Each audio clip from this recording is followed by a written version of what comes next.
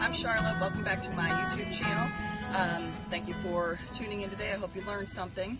Today I'm in Glen Burnie, Maryland at my daughter's house, and when you have gardening in your soul like I do, you can't help but garden wherever you're at. So what I've done is I've taken some plants. I looked at the front of her house and the landscaping that was left over from the previous owners.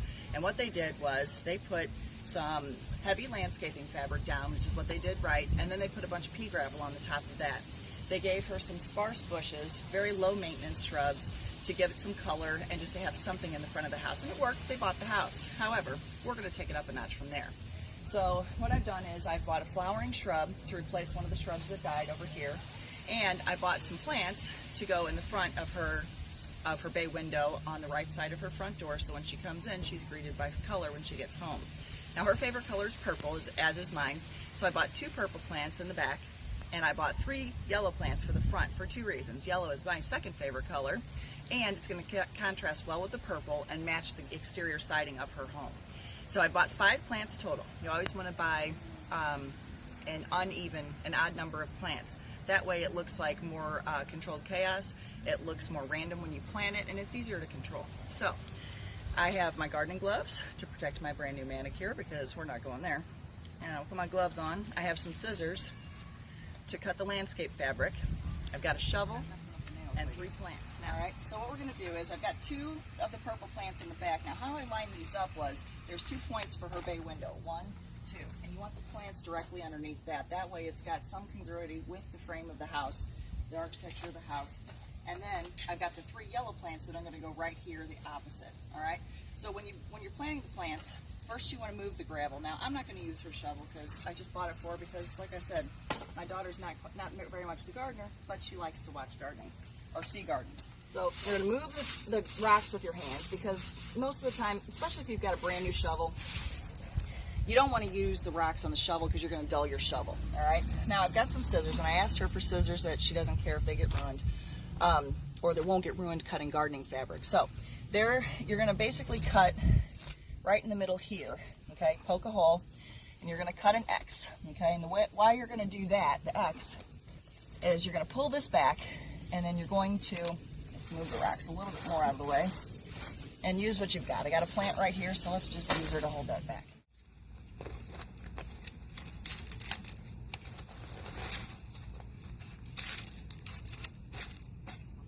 So this soil is really silty, and what that means is it's got a good mixture of soil and also sand, okay, because we're not too far from the water, so there's a lot of sand here, which means that it's going to get really good drainage when it rains. So we're going to dig in here. So we're back here on the 3rd plant. The camera overheated, so we had to take a little break. So we're right here on the 3rd plant where I was on the 1st plant to show you. So we're digging in here into this silty soil, and you don't want to get too, don't get too hung up on the perfect tools or anything like that. I mean, of course your shovels and stuff you need, but I grabbed her rain gutter, her water spout, whatever you want to call this thing, and I'm just using this to hold the water to keep, to hold the soil to keep it out of the hole and out of the rocks while I dig. So this is the end of the season, and I got these plants. They're perennials. I got them for $3 a piece instead of $6.98. So we don't have a whole lot of bloom time left on them, but that's okay. We're going to enjoy them like this. I'm only at my daughter's house about once a year, more if I could make it, but right now once a year. So I'm going to put these in, and she'll still be able to enjoy them next spring and summer when they bloom. So when you pull these out, you want to gently hold the plant up here, kind of like part plant, part edge of the pot, and kind of squeeze the bottom like this so it comes out real nice like that, okay? Then you see this right here, it's root bound. That means that the roots have nowhere to go, so they start circling around themselves. And if you leave them to do this, especially your house plants, they'll do this, and this root stack will get huge. It'll get like 1 inch, 2 inches long, and as this is growing, it's pushing soil out the top. So if you wonder why your plant's dying, it's probably because it doesn't have any more nutrients in the pot. So you take these, and I just kind of grab them by the sides, and I pull it apart like this, and I pull it apart like that. And what that's going to do is it's going to break those little, the root bound parts of the root open and give them fresh connection to the soil. So we're going to stick it right here in the hole. And on your tag, it's going to give you all the information that you need on the back. It's going to give you the distance between plants. It's going to give you how deep to dig the hole. It's going to give you when it's going to bloom, the zone that you should plant it in. So pay attention to these tags right here. And another tip keep this in a gardening notebook, okay? That way you know exactly what's in there, you know when it's going to bloom, you know everything about this particular plant, because if it's a bulb, you're not going to see this on the top, it's in the ground. So draw yourself a little diagram, keep the tag, stick it in a notebook called gardening, whatever you want to call it, and then you've got your info. Now, we're going to take this other soil here that we dug up, and we're going to put it right back around the plant. Okay?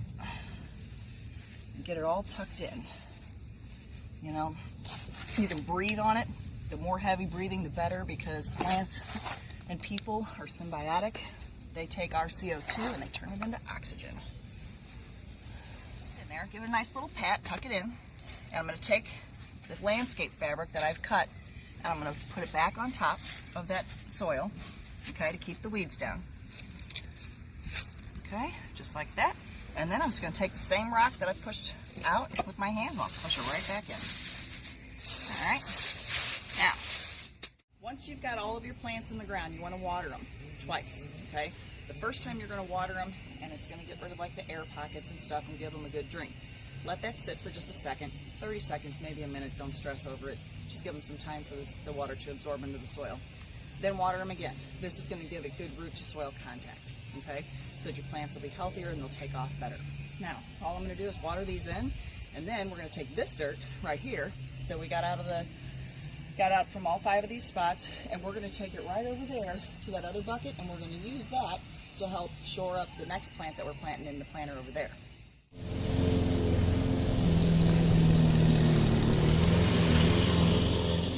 Okay, so we got the first round of the garden project finished. We got 5 plants put in the ground over there and watered in. Next, we had to replace the shrub that died over here because it drowned, basically. So the previous homeowners, they put these three planters over here, the barrel planters, but they put a lot of rock in the bottom, which was good for drainage, but they didn't drill any holes in it. And so what happened was the plants are floating and they basically drowned. Well, the one did. So we flipped them over. We drilled holes all around them. We just took a regular drill bit and drilled holes all around this inside perimeter right here. And then the water will drain out. Now on the inside, there's all this rock right here. So that's good, but it gets really heavy. So you got to do your foundation right, you know, just as it with anything. So I've got the rain bucket thing, whatever you want to call this here, the rain guard thing, and it's full of all the soil from the other plants that we dug up. So I'm just going to repurpose it and stick it right here in this planter because it's really big, and we've also got some gardening soil there in the bag. So having a little bit of this here, this loamy soil in the bottom, is not going to hurt it, even just because it's in a planter. Now, I'm going to open this up.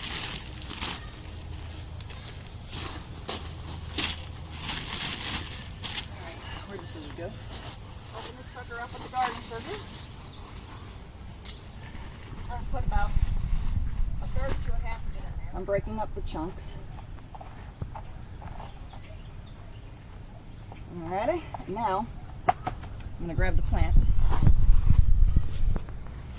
So this plant, it has instructions on here to dig the hole 2 times the width of the pot, which we definitely have that.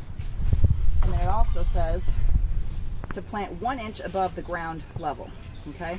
And then build a water basin. So when I put this in here, I can tell I need some more soil because it's almost there, but we're going to need a little bit more. We're probably going to have to get another bag of potting mix. So there's that. All right, open this up the same way we did the other one. We're going to cradle and protect the plant with our left hand and kind of push and squeeze with the right hand to get it out. Now this one is not root bound like the other one was. This one looks a little different, you can see there. But we're still going to open it up just a little bit and sit it there. Now we have the rest of our soil around the sides, which we don't have enough. So pretend we have enough, and we're going to get this guy in here. Tuck them all in. All right. There. Now when we're done, we're going to have to go either dig soil in the backyard, which I don't think we're going to do, or we're going to have my son-in-law bring home some garden soil on his way home from work. So either way, we're going to get the garden soil, get this guy tucked in, and water it. And then, if you go back, you can see, pick up our mess right here. We've gotten as far as we can go with the plantings. We need 1 more bag of garden soil. So what we're going to do here, clean up our mess. And last but not least, don't forget the most important part. Have yourself a beer, because gardening and beer go together, and you deserve it.